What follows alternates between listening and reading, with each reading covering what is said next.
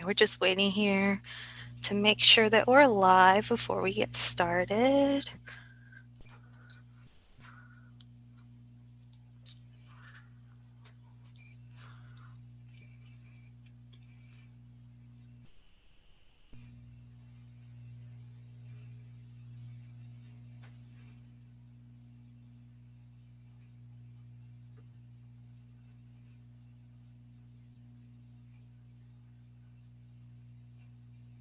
Okay, we're live. I just confirmed that. Hi guys, my name is Jamie Owen. We're here today for what I'm calling New Adult Basics, or top 10 things that new adults need to know. You're here with us. We're from Student Legal Services, which, if you don't know, is free lawyers for enrolled UCF students. So as long as you're enrolled as a student, you have attorneys for you. Just a couple of housekeeping things before we get into more about our office and then the event. And I'll let Terry introduce himself in a moment. But this is a link event. If you're not familiar with link, it's a way for students who are new to UCF, so either first time in college or transfer students, to be able to get familiarized with the resources and other events that are on campus. In order for you to get credit today, you'll look in the description box below. There's a Qualtrics survey.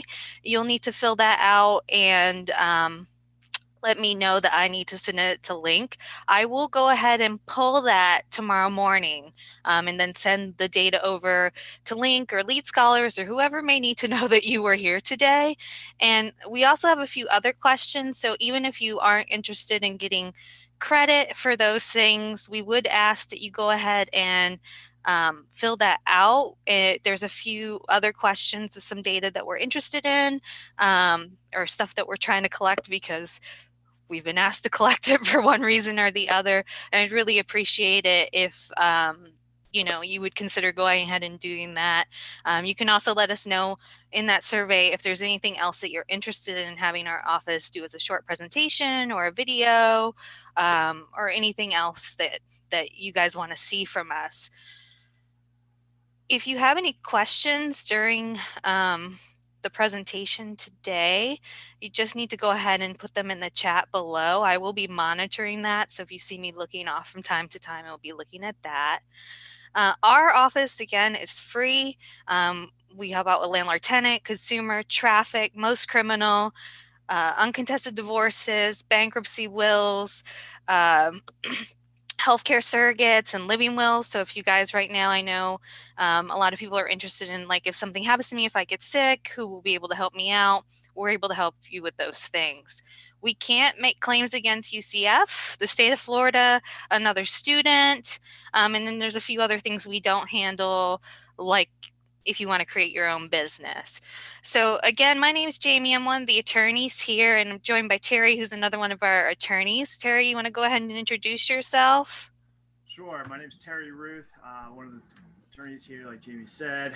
I handle all the criminal defense work, former prosecutor, and also traffic-related issues, so getting traffic tickets, those type of problems too. Yeah, Terry usually keeps pretty busy normally in normal times with traffic tickets and stuff related to tailgating, but this has been a different year for us, I think. And but even if you're not here, if you're back home down South Florida or Tampa or wherever, and you have questions, if you get a traffic ticket, we may not be able to represent you, or questions with a different matter, we may not be able to represent you because we can only go to court where we have a campus. But you can still, as long as it's in the state of Florida, reach out to us and we'll do our best to answer it for you. So on that, I think I'll get into number one here. Once you sign something, you're bound to it.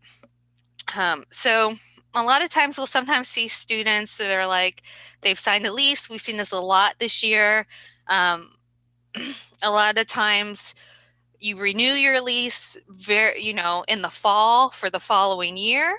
Or, if you moved off campus or you're coming here, you may have signed a lease in January or February, and then COVID hit. Um, the unfortunate thing is that contracts, including leases, are binding from the moment that you sign them. Um, there are very few exceptions to that. Door-to-door sales is one. There's a cooling off period with that. Um, if the contract provides a way to get out, so some contracts have a buyout provision, or on occasion you'll see it like a car sale that might have a short period of time in which you could change your mind, but that's pretty rare, or some other sort of legal basis, which again is pretty rare. Um, and again, if you fail to get a guarantor for a lease, if you leave UCF, you graduate, so you signed a year lease, but you graduate in December. I was a December grad from undergrad. So I know how that kind of goes. You don't get out of your lease. Sometimes the best thing to do in that situation is to find a replacement tenant. Not that easy these days. We are seeing, so if you're someone who signed a lease but you're not living here or something's come up, we are seeing landlords offer more options and be willing to modify the lease in a way they haven't been in the past, usually with some sort of offer of paying a few months rent.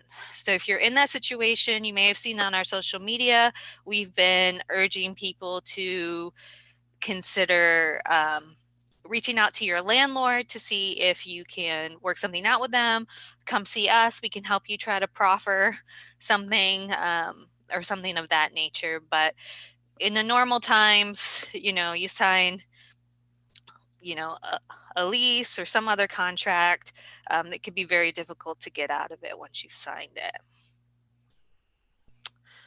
Auto insurance. I'm going to go very briefly over auto insurance with this. We do have a presentation on our Facebook page, just UCF Student Legal, if you want to get more in depth into auto insurance. But basically, the takeaway is the minimum is not enough. You only need to have $10,000 of property damage, which covers damages to the property you caused, and $10,000 of personal injury protection, which covers your injuries. So there are lots of scenarios when, if you are only driving around with the minimum amount of coverage, you may not have enough. And that's if you are at fault in the accident and you cause injuries to someone else. That's actually a way that your license could get suspended if you don't have bodily injury liability coverage. It's kind of sneaky. You don't actually have to have it to keep your registration and license current, but it's like a sneaky way that you actually have to have it. So we really recommend strongly that you have bodily injury liability coverage. If you cause the accident and your car is damaged and you don't have collision coverage, you only have the minimum, no one's going to pay to get your car fixed.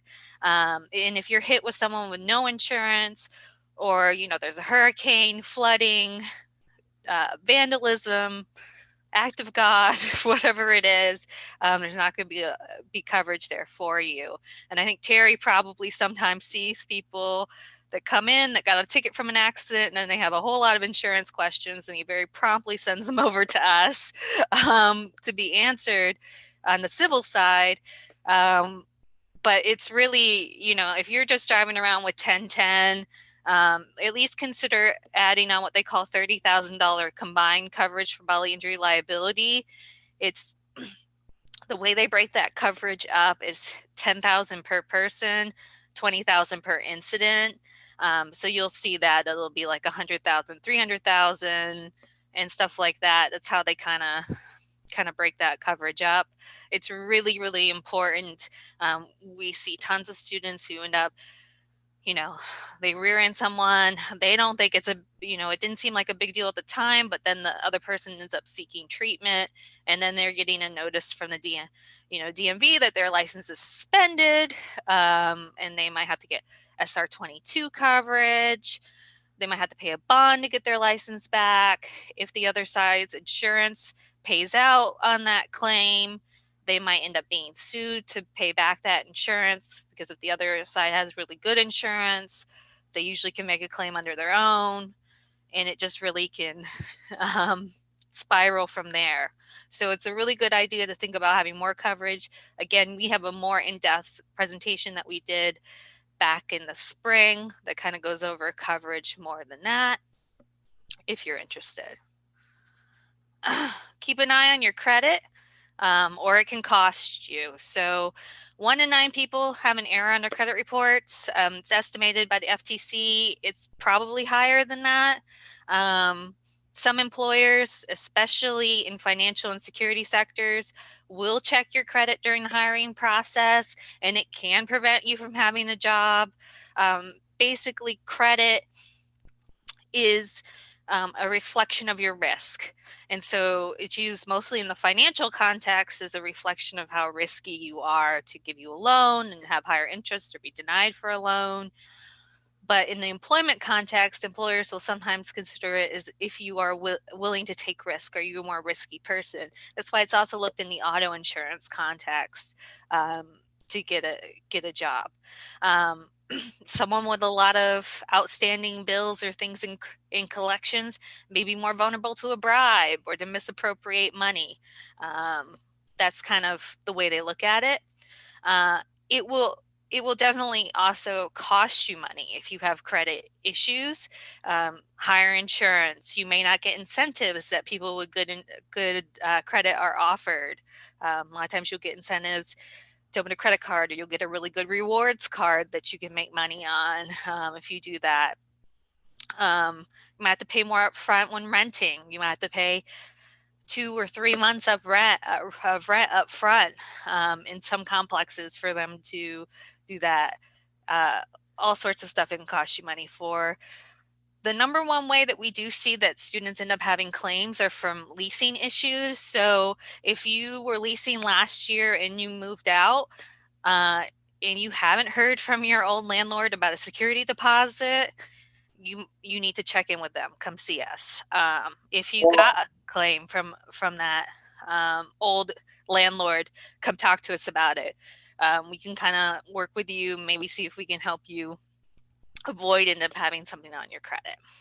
Jamie, how often do you think they should check, or everyone should check their credit report? Well, it kind of depends. You should at least check yearly.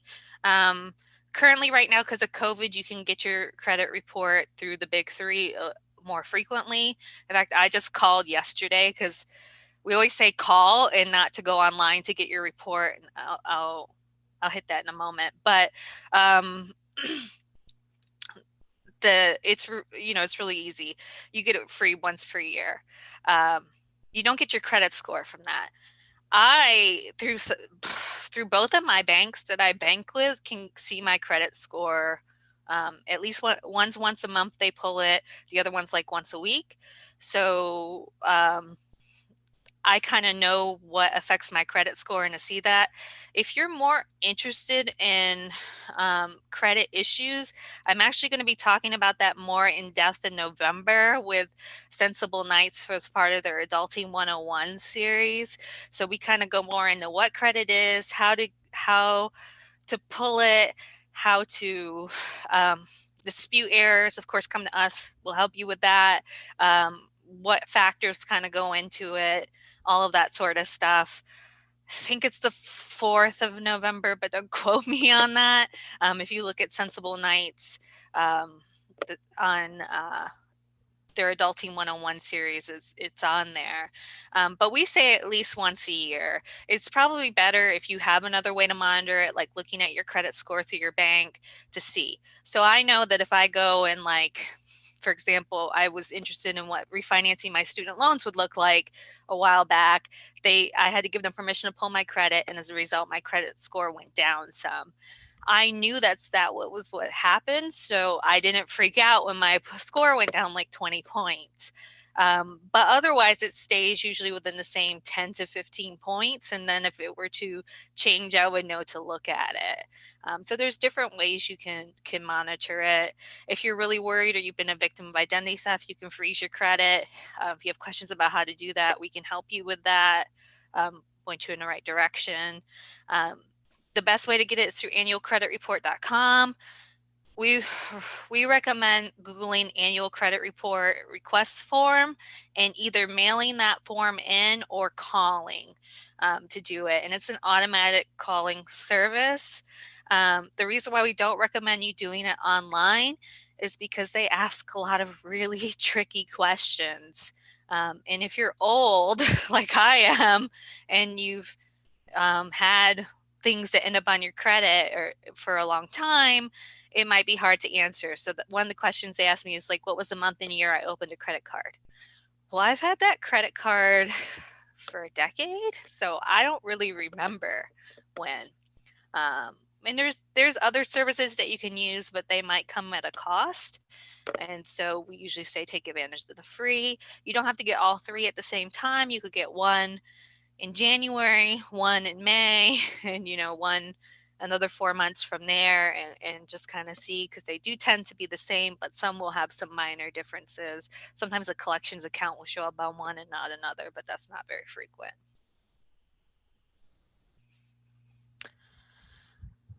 Document everything, keep paperwork. I'm sure, you know, Terry sees this even with just people not keeping their traffic tickets or crumpling them into unreadable balls. We don't recommend doing that. It's just a really good idea that when you're moving into an apartment to keep, your move-in sheet, your lease, you document what the condition was like when you moved in. Video is really great. Do it when you leave. You pay a bill, don't pay it in cash, pay it in a trackable way. If you use money orders, and I know a lot of people don't have checks these days, so it's real easy to go to Amscot and get a free money order. You must keep the stub. If you do not keep the stub, it's like paying with cash, and if it goes astray, good luck. Amscot's not going to help you. Try to find it. So taking a picture of the money order is great. Making sure you keep the stub, do something. Billing dispute, if you're having an issue with Spectrum or your cell service or a doctor's office, keep track of who you talk to and when, jot it down. Get everything in writing if you can. Sometimes you talk to someone and they're not usually won't reduce it to paper for some reason. Then I really like the confirming email. And it's really great for a lot of different circumstances. Per our phone conversation at noon yesterday, I usually would use the date. So 7 or 9/22. I don't know why I keep trying to go back to July. I said I will do X. You said you would do Y by X date. If this is incorrect, let me know. Within a certain time frame. At least that helps to show that you had some understanding of some agreement at some time, and it gives them a chance to correct it, and that's really helpful. All right, Terry, over to you. All right. Not everything that looks like a ticket is a ticket. That just means police, in lieu of actually putting on police cuffs and taking you down to the jail, they can actually give you what's called a written arrest, which just is a notice that you need to appear in court. It's important for a bunch of different reasons. First, on any applications, have you ever been arrested? You have to say yes. B, it is a criminal offense. And what makes a criminal offense is the possibility of jail time, so you need to take those seriously. And sometimes the line between what's just a regular ticket and a notice to appear gets kind of blurred. The most obvious one is driving on a suspended license. Just one little subsection of the statute makes it criminal. So you can drive on a suspended license without knowledge, and it's just a traffic ticket, a civil infraction. But if the police think you had knowledge of it, it then becomes criminal, which then makes you subject to possible jail time, all those fun type penalties. So you need to be very careful. Jamie mentioned following up your ticket to deal with it later. Some people definitely need to deal with it later. You just don't need to forget about it.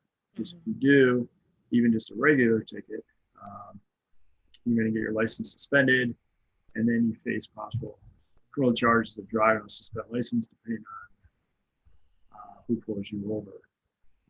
So anytime you get a ticket or even a notice to appear, which a lot of times are possession of alcohol, if you're under 21, call us, schedule an appointment. We'll go over it, go over your options. Even if you're out of county, we can help you as far as going over those things and what kind of to expect. Also talk about notice of suspensions, which is a .02, which can be a .02 suspension. So if you get pulled over and you've been drinking, even if you're quote fine, you're not impaired, meaning, but you're under 21, the officer under the .02 zero tolerance can still request that you blow into a handheld portable breath machine. And if you blow over a .02, they're going to suspend your license. And if you refuse to do the test, they're going to suspend your license. So if you get one of those, make sure you call us. The best idea is obviously not to drink and get behind the wheel.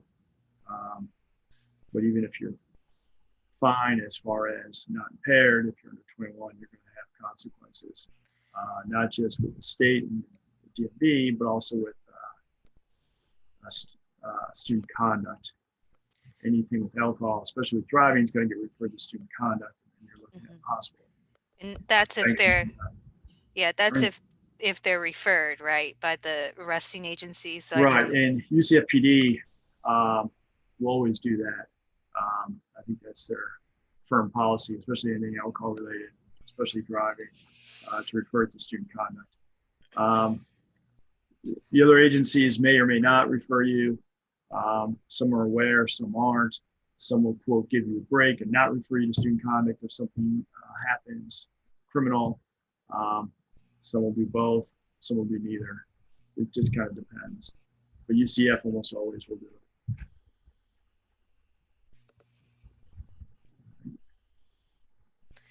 And one thing to remember with Mr. Ruth, with the tickets, and you have 30 days. Do not wait until last minute. If your notice to appear is tomorrow and you're supposed to show up at the courthouse, we may not be able to work you in. So don't wait. Make sure that if you get one of those, come in, gives you time to think about your options, and then you're not stressed out and scrambling. Because you may think I'll just go there and pay a fine. What you do in court will have serious or can have serious implications, not just with jobs or student conduct, but also with different graduate schools as far as do you have a record. So it's extremely important. Additionally, forget about it or put it off. The judge will likely issue a bench warrant for you, or capias, which is similar enough. And then almost always you get arrested at the worst possible time because of something you just put off or forgot or got the date wrong or whatever. Schedule the appointment and talk to someone.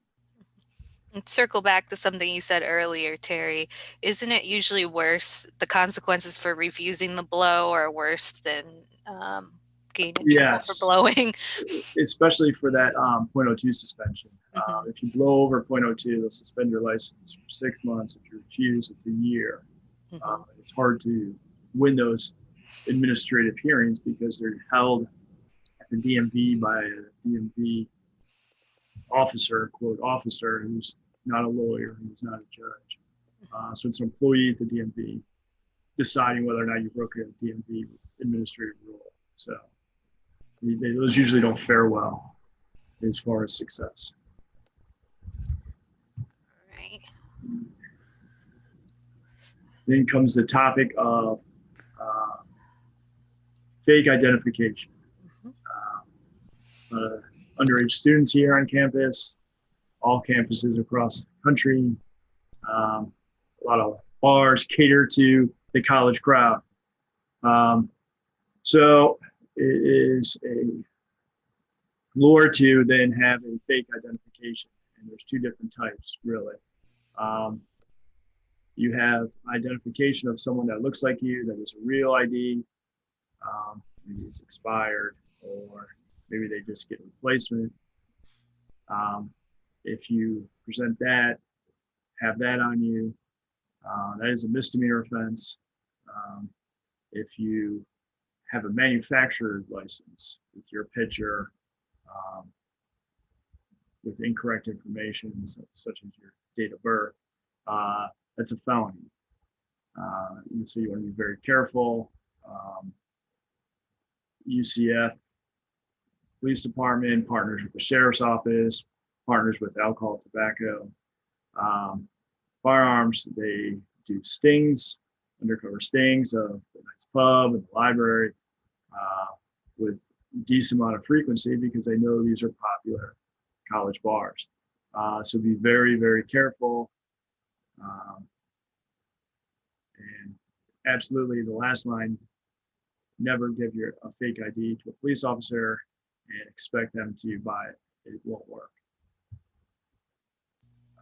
Those are definitely good rules to live by. Don't put your fake ID in the same slot. Right. The officer will look that happens over. a lot too. Someone will get pulled over and the officer will see another ID as you're pointing out your actual one. And that happens a lot more often than you think, especially when someone has had a few drinks.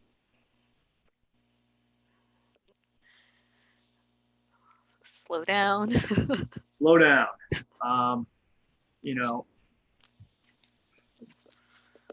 The first sentence says, a lot of traffic stops happen when someone's driving too fast. And absolutely, that's probably the most common thing that draws police officers' attention, especially on campus. UCF has a lot of police.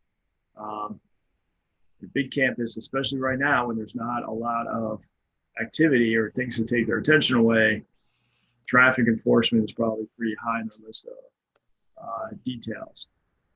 So be very cognizant of the speed limit, especially on campus. They will pull you over. They will give you a ticket. Not that many warnings. Even if you have a great driving record, you will get a ticket. Outside of campus, the same thing holds true. Know your situation. You obviously drive faster on the Greenway or the 408. The 408, though, is tricky. And we see a lot of tickets coming from that because the speed limit changes periodically on the 408. 55, I think 60 to 65, different spots. And there's a lot of construction right now, or at least the last time I was on the 408, and I've seen coming, I don't know if you see, Terry, but coming from court, coming back to UCF, I see quite a few traffic stings. Yeah. On the 408. Construction will double your fine. School zone will double your fine. Those things the fine amount gets nasty in a real hurry. With every ticket, you only have 30 days to make an election. If you want to go to school, traffic school, you can do it online. School guarantees you no points. You can only do that once a year and up to 5 times in your life.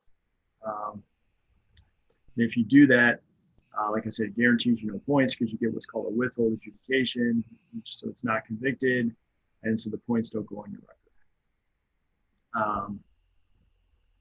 And we don't see many people refusing to sign. A lot of times right now, they're not even making people sign right now because of COVID.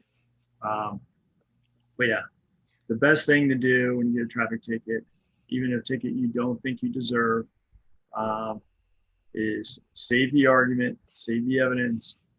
Well, if you have evidence you're guilty, that's for the most part, it's just argument or difference of opinion.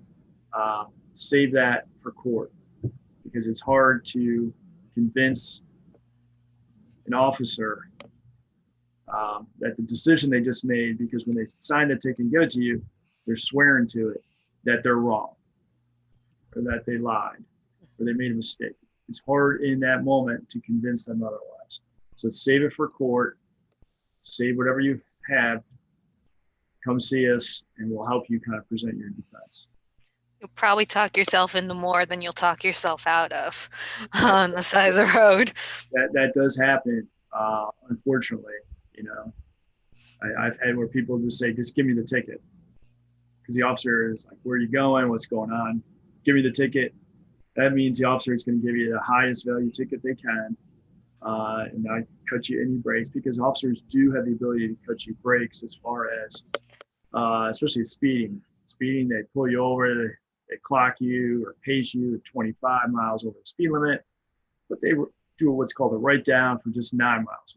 So they still get quote credit internally for writing tickets, but at the same time, they give you a financial break. And just a note here on insurance is that unless you're going really fast over 15 and on the aforementioned 408, it's real easy to do that because traffic is usually moving way faster than the speed limit actually is. Or it's your second citation within 18 months. So for, going 9 over once, instead of getting written up for 25 over or whatever it is much better for you. So be polite.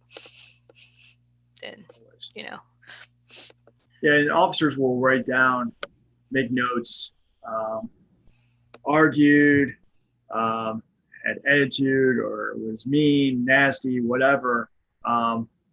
And usually those court hearings don't go well for the person.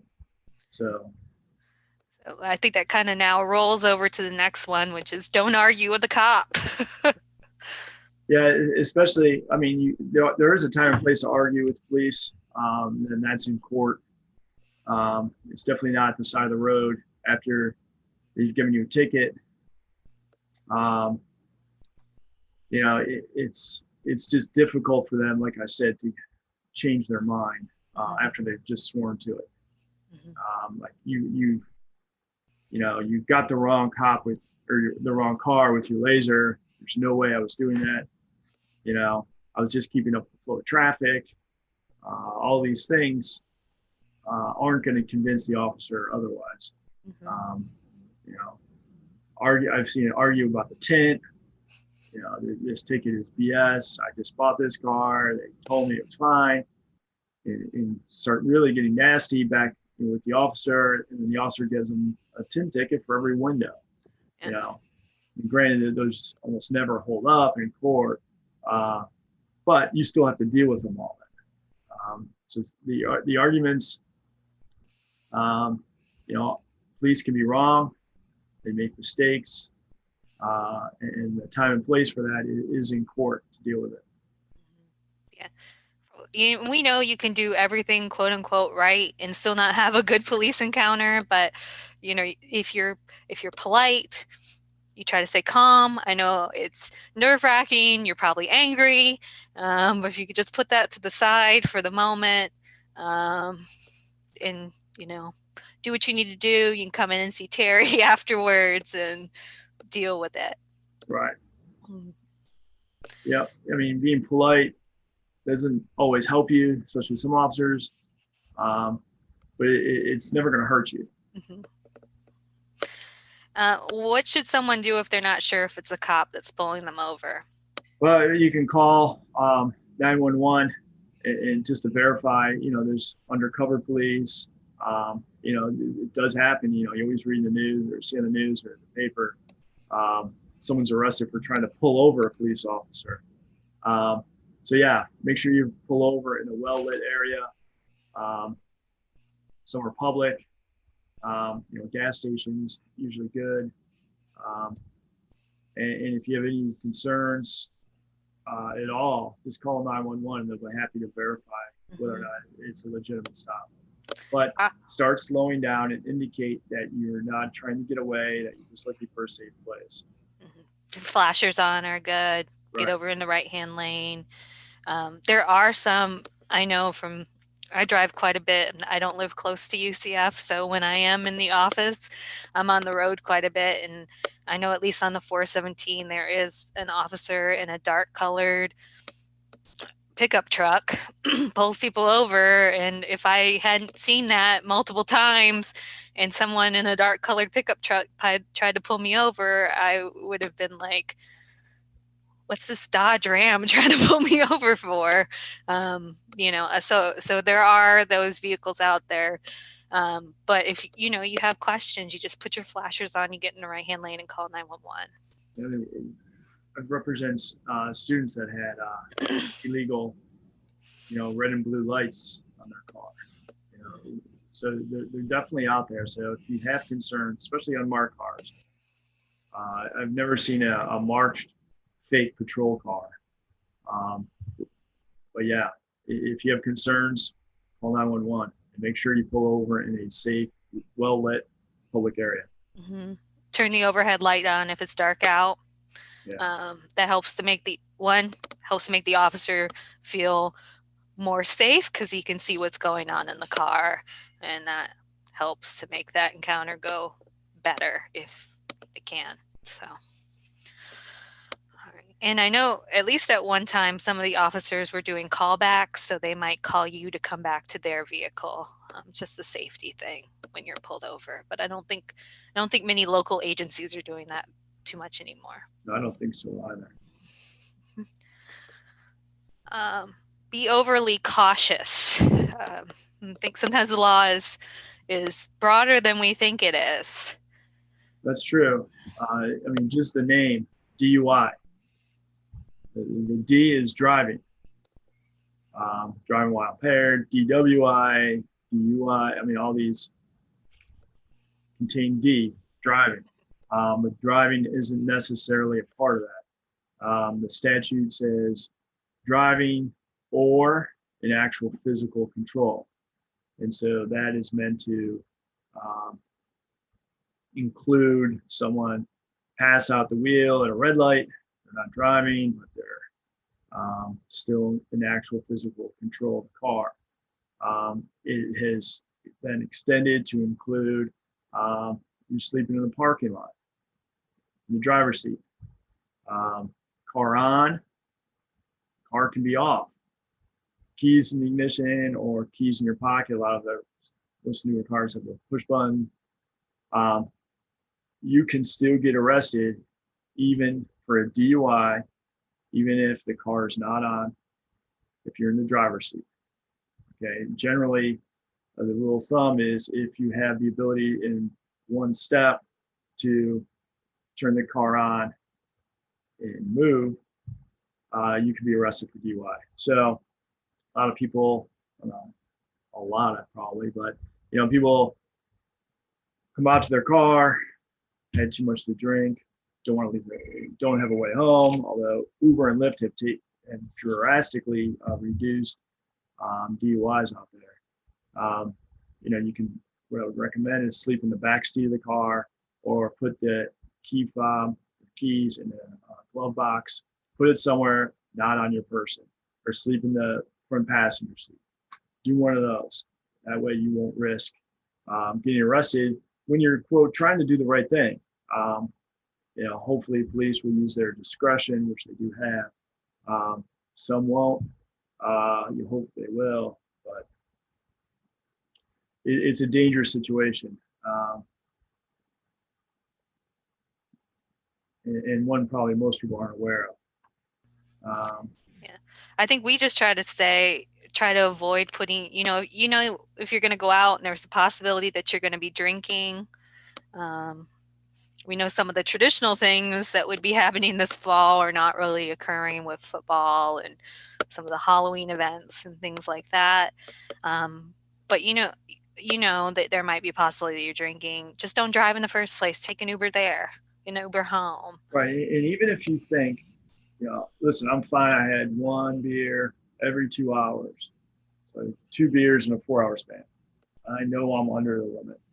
DUI is a very subjective crime, meaning it's not like, battery where the officer sees you hit someone That's clear.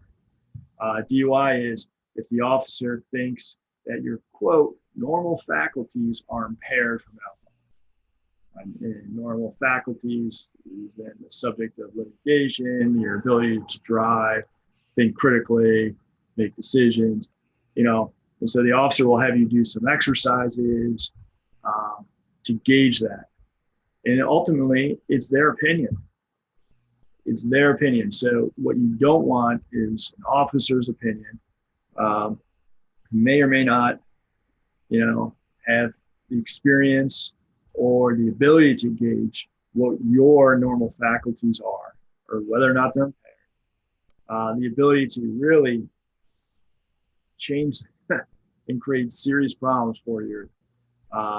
Get arrested, get a mugshot, held in jail, probably at least 12 hours,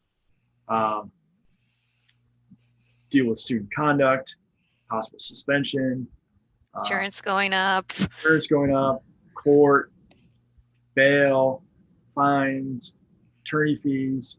Your parents trying to kill you. Right. And nothing is worse than, someone that first goes to college and their parents have to bail them out of jail, and then student conduct notifies them that they're being suspended. So they have to move them out of their apartment. It's a really catastrophic series of events, all something that can be avoided, and all something that may be a mistake on the quote officer's opinion, because that's what it'll come down to. So you really want to do everything you can to not give an officer that ability to do that. Don't put the decision in their hands. Just so much easier that if you know you're going to drink, just don't drive. Right. Have someone who is your designated driver who doesn't drink at all. Do the Uber. All that sort of stuff, just so you're not in that situation. We usually all have that one friend that for religious, or they just don't really like the way it tastes, or they don't like the way alcohol makes them feel. Like, that's the good friend that have. Make sure that you get home and gain a ride is so easy. If it's the holidays, even AAA will do free tows for a certain amount of time. There's just so many different options. There's so much cheaper and a lot less embarrassing and awful than potentially risking a DUI. And then the last one, it was talks about possession of alcohol. We see this a lot. I mean, in tailgates, for the most part, either you're carrying a beer, carrying a 12-pack, help someone set up for a tailgate. You're just being a nice person, hopeful. You can still be charged with possession of alcohol. It's on your person. You're holding a drink for your friend that's 21 that just ran to the bathroom. The officers won't care. They won't listen to this excuse, almost ever. Even if the other person comes out and says, that's mine, it usually won't matter. So you're putting, just tell them that you're putting yourself in a bad situation. I'm sure there's something else you could carry for the tailgate, tables or whatnot. Just be cognizant of that risk that you're putting yourself in, especially when you grab a can that says Bud Light on it, rather than some sort of red Solo cup that the officer doesn't instantly know, but strongly suspects, but he doesn't instantly know by Bud Light on the outside. Mm-hmm. So just be aware of your circumstances and know that despite the fact that, without the tailgating, that the officers are still out there. They still have a job to do. There's still the same amount of officers out there looking to, prevent and stop underage drinking. Talk less. Talk less. I know I love it when I can get the other side to start talking, because they usually tell me something that they shouldn't say. But I know it really can affect people when they're talking to police officers? Yeah, I mean, for the most part, it's always good when the police suspect you or talking to you about trying to figure out whether or not you've committed some sort of crime, um, to just say you want to talk to a lawyer. For the most part, it does not help you. Um, they will try to trick. They will try to get you to incriminate yourself. They will try to get evidence, um, almost always, uh, and it almost never will help you. There have been occasions where, in a he said, she said argument, when the police come, I had a client who refused to talk, said he wanted to talk to a lawyer, and so they were forced to believe the other person and arrested him. So it can hurt you in some circumstances, but for the most part, when a police officer is just talking to you about some sort of situation, some sort of, you see it sometimes with leaving the scene of an accident or something like that, where they're just trying to fill in gaps, button up their criminal case, and they just need you to admit something like you drove or you were there. Even if you say you weren't involved, or even if you say you didn't hit the person, they just need to get you to acknowledge that missing piece, that you may not be aware of, that's what they're trying to do. So for the most part, the statement, I'd like to talk to a lawyer, is almost always better. They will, try to get you to talk. They will act like they're just trying to help you, to be your friend, say, listen, you see that with even DUIs, like, roadside exercises, just come on out here, just help me out, just let me do these exercises, just so I can make sure you're okay to drive. You go out there and do those exercises, and you shouldn't be doing them, you shouldn't have been driving, but you think this officer is trying to help you. Next thing you know, you're falling over on videotape. And so there's no defense for your case.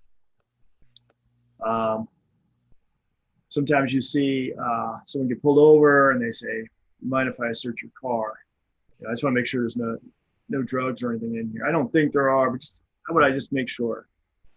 You really almost never want to give officer permission to search your car. If they have probable cause, they can search your car. They'll do it anyway. But they search your car. Some officers are not kind when they search, so they'll leave a total mess and say, all right, thank you, have a good day. Now you got to put together your car again. They say, okay, well, I'd rather not have to call the dog out here. Mind if I just search your car? Still say no. How long can they make you wait for the dog? It's typically 20 minutes for the dog, although that's if they have a period of time that's reasonable to write a traffic ticket, which is usually about 20 minutes. Typically, the smell of marijuana would give them probable cause to search, although these days with the marijuana laws in flux right now, legalized marijuana, medical purposes, is creating all sorts of gray areas for all that. Mm-hmm. So it's best just to, like we talked earlier, polite, but polite doesn't mean you give up your constitutional rights. Mm-hmm. Still be polite, mm-hmm, and exercise them. So, no, thank you, officer. No, I don't consent. Free to go. Free to go. Yeah, I don't consent to warrantless searches. It's kind of the classic video response. No, sorry, officer, I don't consent to warrantless searches. A lot of times you'll get either on campus or downtown or wherever, approached by a police officer. The police officer may indicate for you to come over and talk. Like, all right, well, I need to do that. Whereas if something happens and the officer is likely to write, I uh, formed a consensual encounter with said person. Now, the officer may say it's consensual, but you may not have felt it was consensual. Those are two very different things. And so, if it's ever a point where you just want to be done with the officer, you know, either A, you have something to hide, or you just don't want to, you think he's trying to get something on you, to say, am I free to go? Because at that point, then the officer has to decide, you know, either he wants to leave, or if he's not free to go, then I have to legally in court then be able to substantiate that I held him there and I, quote, stopped him. And so I have to have just cause for that. Mm-hmm. And then is that when they have to read you your rights? No, the read your rights is a very misunderstood thing, mostly from movies and TV. The only time they have to read your rights, your Miranda rights, is if you're in police custody, which typically is handcuffs or a patrol car, and they want to interrogate you, which just means ask you incriminating questions. That's the only time they have to read your rights. And if they don't read your rights, the case isn't automatically dismissed. It's just the answers you gave to those questions can't be used against you. And they can lie to you, right? Yeah, they'll often do that. Kind of purposely mislead you to try to get you to confess or acknowledge or help the case against you. Okay, I guess that's the end here. So, again, we're in the student union. We're still doing everything, not in person. We're not doing in-person appointments, but we are doing phone and other virtual appointments if you need us to. I haven't seen anybody in person in a really long time. I don't know about you, Terry. Yeah, So, uh, we're still here. You just give us a call. Our office is open in the student union. So if you need a notary or something of that nature, you definitely come by and do that. We are still on reduced staff because they're only allowing us to have so many people in the office at one time for safety, that you may want to call ahead of time just to make sure there's a notary available. But most days, 8 to 5, maybe minus the lunch hour, there is someone there. All of the information on how to contact us, again, is in the description box down below. Again, if you have questions, type them in the chat. I'm going to stop screen sharing and go over and check that in a minute.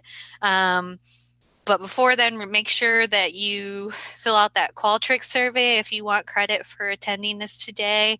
I will pull the answers tomorrow morning and take the survey off at that time. Just because this is for today's live session to get credit for it. Hopefully people will watch this afterwards and we're happy for everyone to do that, but I have to follow the rules. So I will pull all of those answers in the morning. And even if you are here and you aren't doing it for credit, we do ask, if you would it'll take you like 2 minutes just to kind of at least fill out the questions that we ask. We'd really appreciate it. Let me stop the screen share, go over and look, see if there's any questions. Well, it doesn't look like there is any questions. Is there anything you want to add, Terry?